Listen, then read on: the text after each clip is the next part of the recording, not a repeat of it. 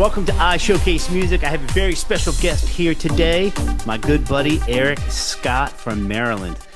We've been friends a long time, and I can't wait for you to hear about his music, hear some of his examples of his music, what his story is all about. One of the most prolific songwriters I know. So, Eric, welcome, man.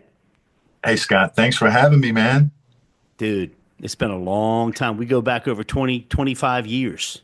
Oh my God, I thought it was longer than that. But yeah, No, dang, you might be right. It might be over like 30. yeah, I'm thinking 90s, man. We go back from the 90s. Yeah, long time. Long time. We're aging ourselves. For real. Nothing to be ashamed of, man. It's only made us that much more perfect. No, I'm joking. Experts in our craft, I guess. But we were laughing. My son had called me right before this, and I was like, "Yeah, man, I'm getting ready to jump on a podcast with Eric Scott." He was like, "Dad, man, why does that sound familiar?" Matt's 22 now, Oh my and I God. was like, and all I said to him was, "The Thanksgiving song." He was like, Right, "Eric." Dude, right, that right. song's becoming a classic now. Thanksgiving is the time of year that brings us joy and removes all fear. Thank those around you for all they've done and look forward to great things to come. Oh, I love it. I always love that tune, man. And I always post it every Thanksgiving. It's a nice trip down memory lane when I give it a listen. It's a beautiful tune. A lot of military people took to that song. Thank you. We did it together, man. You guys and your friends in Baltimore, they crushed it. I mean, the way we recorded that was pretty wild. I mean, from Orlando to Southern Maryland to Baltimore, Maryland, back down to Orlando, and it really turned out pretty phenomenal. Yeah, so every Thanksgiving I look forward to it, and that's his favorite song. He sings it all the time. It's Oh, hysterical. that's awesome. That's awesome. Well, I hope to meet him someday. You did when he was. Oh, dang! Oh no, I was already down here. I You don't know. haven't met Nat, I have never met your son. No, bro. You need to come down and just spend a weekend, be I would love creative, to. and hang. That would be awesome. That would be amazing. I got the home studio, and I just there's something to say about going into a big studio, and there's something to say about having a home studio. I still like rolling out of the studio at 4 a.m. into bed, and without having to drive 20 minutes or 30 minutes to get there. So I mean that's kind of cool. So I've always kept a home studio, even from when I lived in Maryland. But so let's get to your music, man. I mean, first of all, your songwriting accolades are pretty amazing. What's is it a I'm gonna sound stupid here, but what is it, a whammy or whammoo? The Washington D.C. songwriting thing you've won so many times. Tell us about that. Oh, that's called a whammy. It's the Oh, that's right. Washington, yeah, whammy, Washington Area Music Association. It's the Washington version of a Grammy, and it's been around for, I don't know, 30, 40 years. It recently changed ownership, sponsorship. Oh, put that out the way there. And yeah, I've been lucky enough to win 18 of them.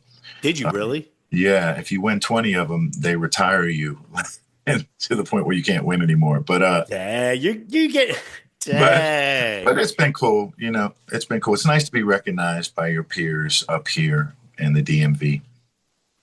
What was the first song you won? I'm gonna guess. Let me guess. Oh Power of a God. Woman. No, I don't think that song ever won. And I don't know. Really?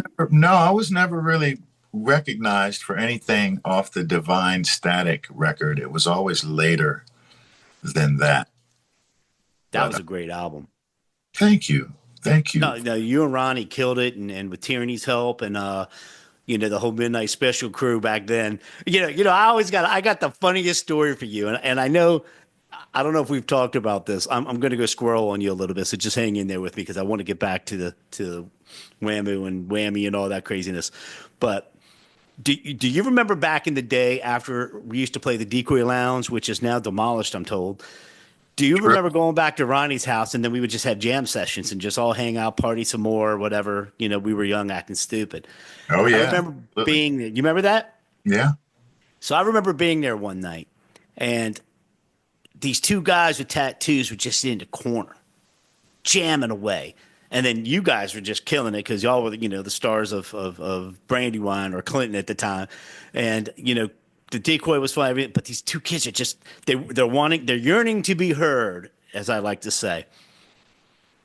Did you have any idea that that was Good Charlotte? Man, I occasionally tell that story as You well. know, That was Benji and Joel. They were like, I think they were like 15 at that time. if And that. somebody had brought them there. I didn't even know them. Somebody had brought them there and they were just like, yeah, man, let these little teenagers get up and play a couple songs. And we were like, sure, let them get on up. And they got up and played a couple tunes. And we're like, wow, they have a lot of potential. Potential. They have a lot of potential. And they actually gave me a little cassette, which had some of their original music on it. And I still have that cassette around here somewhere. And I've thought, when times are tight, man, I should put this cassette up on eBay or something like that. But I would never do that. But I saw them over the years because they started playing in Annapolis pretty regularly. And they Oh, formed. really? Oh, yeah. They I started didn't know. playing and they were out doing the clubs when they were 17, 18 years old, and they started creating a little buzz for themselves. And I just watched their trajectory, man. I would talk to them every once in a while, and they're like, "Oh yeah, we just went up to New York and we talked to CBS and blah blah blah." And now they're Benji and Joel. They were great, Yeah, man. I mean, Benji, he's the host of Ink Master, which is a show I yep, watch quite yep, frequently. He does a great job. I mean, he took David Navarro's place. yeah. I used to He's watch just when Dave posted it. yeah, he's fun. He's fun to watch, man. He's come a long way. They've handled the fame nicely compared to some who have not. Yeah, Too many to mention, I would think, right? But yeah, good guys, man. But that story always cracked me up. It always I made me I laugh. don't know how much time we have, but I have a good Charlotte story too. Can I tell it real quickly? Yeah, yeah. We used to play. I used to play at a place called a place in La Plata. Oh my gosh, called Casey Jones Pub. Played I there for remember Casey Jones. Casey Yeah. Jones Pub. One night we were done, and I was out back of Casey Jones, and I was loading my car up. It was like 1:30 in the morning, and I see these two figures in the dark come running up the street, and I squint my eyes and I look, and I'm like, hey, it's Benji and Joel, like running. They're jogging. 1:30 in the morning. And I'm like, Benji, Joel, hey man, what's up? And they're like, hey, Eric, what's going on? And I'm like, what are you guys doing? And they're like, well, we're out here running, man. We're trying to get in shape. We got to get in shape. And I said, wow. And when those kids walked away from me, I said to myself, when every other kid is like sitting home on Xbox or something like that, those kids are out here at 1:30 in the morning jogging to get in shape because they're that focused. And I Love knew it. right then, I said, them kids are special, man. They're going to do something with themselves. And the rest is history, as they say. It's funny you said that. That's a great story, Eric. Thanks for That sharing is a because good story. I it's must the say eye of so. the tiger. I Yeah. mean, you and I've been at it a long time, and I always say the only way you really fail is if you quit, right? Right. And some of these mentees I take on, whether it's through the Grammys or in Nashville, I mean, a lot of wonderful artists up and coming in Nashville and here in Orlando. There's so much talent, and you just know, man. Do they have the eye of the tiger? Do they have that focus? Do they have that will to never be kicked down? I can't tell you how many times I've been kicked in the gut, and I'm sure you have too, and all of us have. And it's just like whatever. You can't you can't do anything to me that's already been done, right? Yeah. But it's almost an Olympic style training is what it's boiled down to for possibly nothing up at 1:30 in the morning jogging, running at 5 a.m. in the morning, getting up, how Michael Phelps would do his swimming regimen is the same thing you need to do as a recording artist, I think, because they say, oh, it's oversaturated. You can never have a hit song. God is good, man. You can't you can't talk down to a miracle. You never know what what the Lord has in store for you. Not to get all religious, whatever. I'm just saying, you just don't. You don't know. You can climb mountains, man. the whole David and Goliath. But Truth.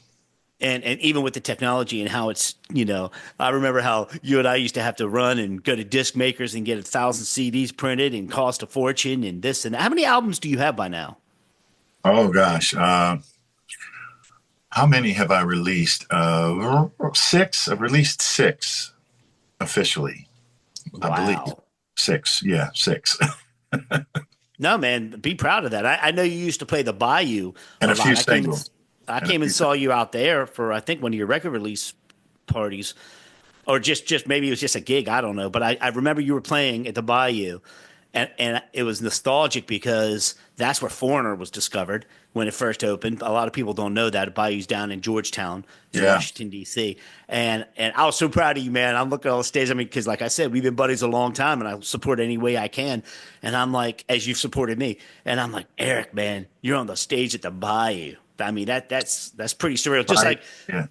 good. I'm sorry. That was pretty special. I mean, that was a special club. Everybody you can think of. I mean, Bruce Springsteen, Steve Vai, everybody played at the Bayou back in the day, man. And It was on the circuit. Yeah. yep. Those were a lot of up and coming artists, cut their teeth in that club. What's like that, very similar to that, much smaller, is the Bluebird Cafe in Nashville. Oh yeah, yeah. My friend Amy Curlin started that, I think, in 1987, 1988. And she and I have been friends for a very long time. And, I went there a couple weeks ago and just songwriters night, everybody. And Nashville's a different beast.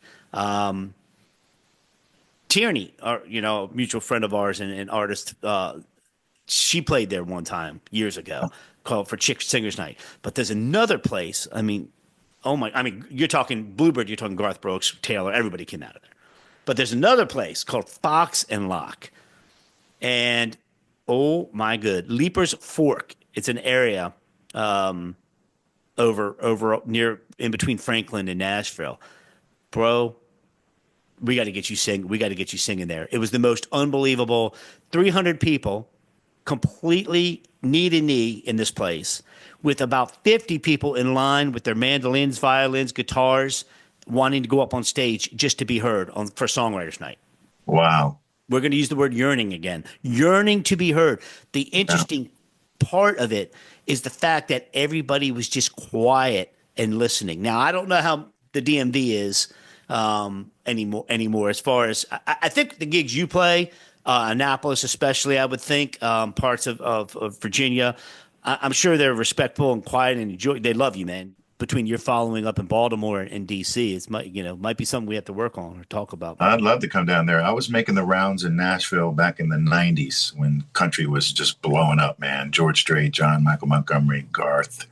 It was huge. And we would take little trips down there to try to peddle songs. And we managed to get a little publishing deal. We got close, but unfortunately, none of our music ever got cut.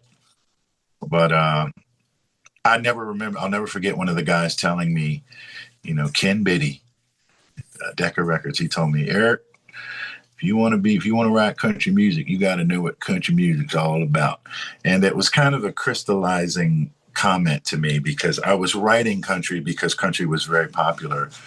But that wasn't really, where I was coming from musically.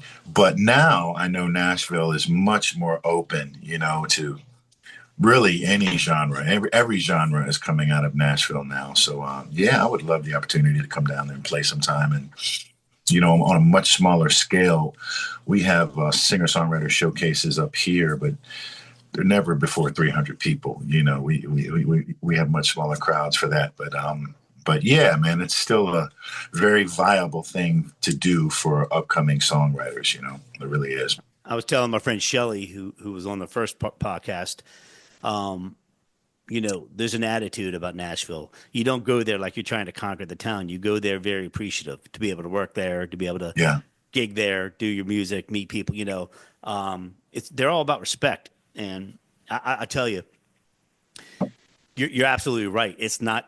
They call it the new Nashville because it's not just country music anymore. Yeah. Even though Hank Williams Jr.'s bar is my favorite bar, their band is smoking. But these cats down there are playing for tips, and some of them get noticed, or you're Garth Brooks drummer and you're just off the road and you're just going to jam because you want to keep your chops up while you're off the Right. road. You know, Yeah. it's really interesting. Then you get into Franklin, where the farm world and where Kid Rock, where Bob lives, and all the farmland, and where Carrie Underwood lives in. The other place I was telling you about, Leaper's Fork, and then it's a whole nother mechanism with that as well. But I got to tell you, as far as feeding your soul as a songwriter and a vocalist and a performer, it's somewhere that would definitely appreciate you for sure. Hands down, Well, Nashville would appreciate you. So we need to give that another. let's set that up. Let's do it. Let's set Let's it do up. it. All right. Let's do it. I actually I'm going to work on, and I can't make any promises, but I'm really trying to work on an iShowcase music at the Bluebird. Oh, wow. And if I could pull that off, that would be pretty amazing. Good luck.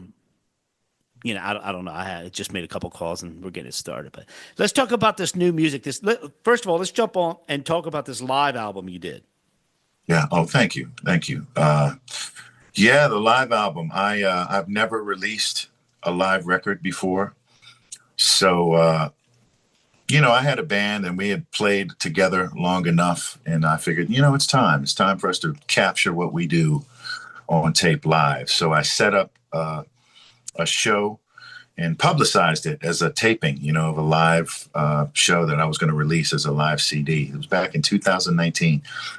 And there's a little bit of a backstory to it. I set it all up, got somebody to come out and record it, publicized it heavily. The show sold out. 3 weeks before the show, I'm like talking to my guys, hey, let's get together for a rehearsal, and they're like, I'm trying to match up dates with everybody. Nobody can match up a date. Finally, it's like 4 days before the show. And I realize we are not going to be able to get together and rehearse. I've set up for a live CD recording and we're not going to be able to rehearse. So it occurred to me at that point, I really considered just scrapping it, doing the show, but just scrapping the recording part of it. But I went ahead with it and we went ahead and did the show. And when the show was done, I thought maybe it wasn't that great, because I was just focused on the fact that we didn't rehearse it and everything that didn't go right. I was focused on it. Long story short, a week, I just refused to listen to it. But a week after that, the tracks were sent to Scott Smith, my mixing engineer, and he called me up. And he said, Eric, have you heard this? I'm like, no, I won't listen to it. He goes, you got to hear this, man. It sounds really, really good. I'm like, what? And he sent it to me. He sent some like mock mixes to me. And I was like really surprised, like everybody played their ass off. So I went ahead and said, all right, well, we'll get it pressed up.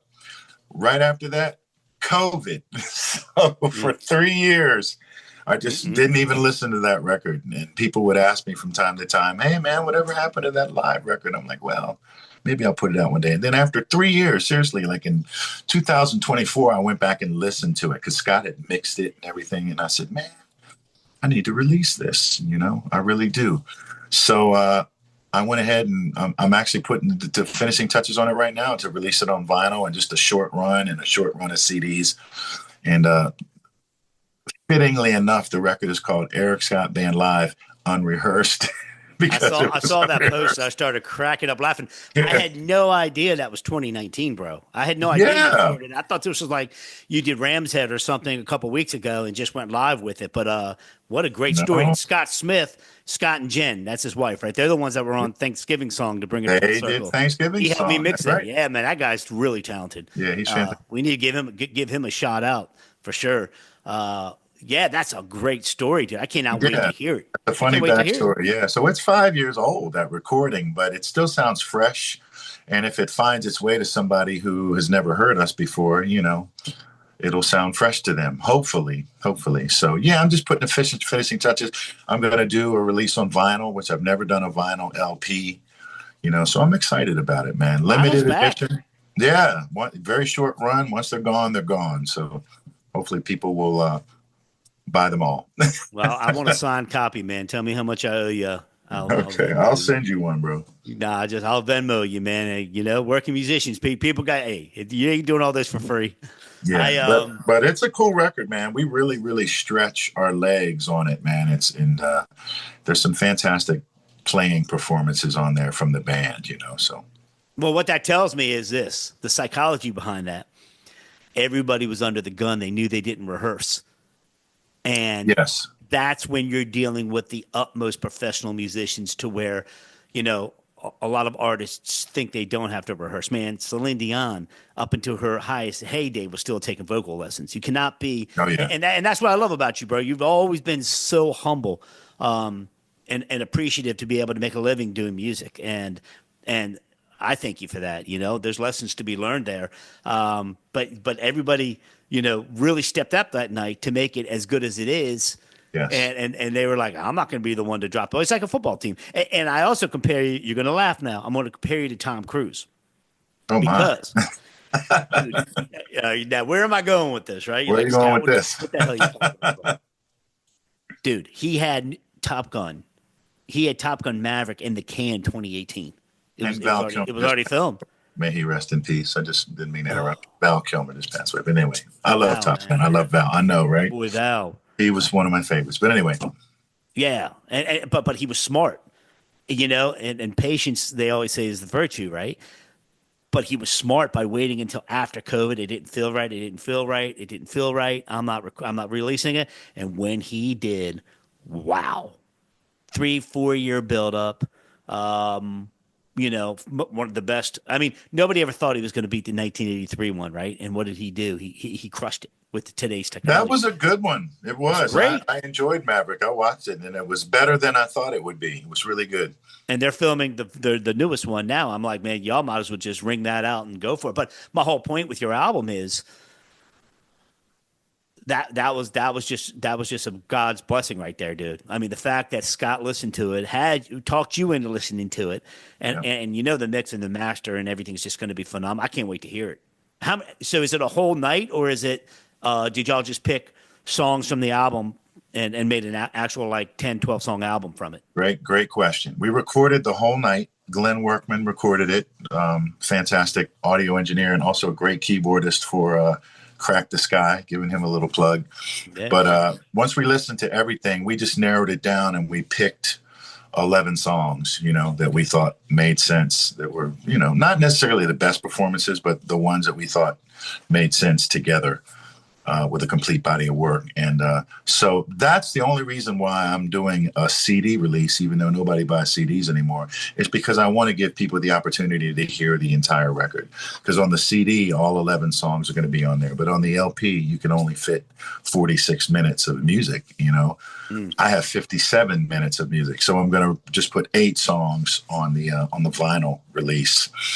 And, you know, it's a classic live record in that it's not perfect. And if you listen to if you listen close enough, you will hear the imperfections, but you will also hear 4 dudes just having fun, man, and having the time of their life and just playing loose.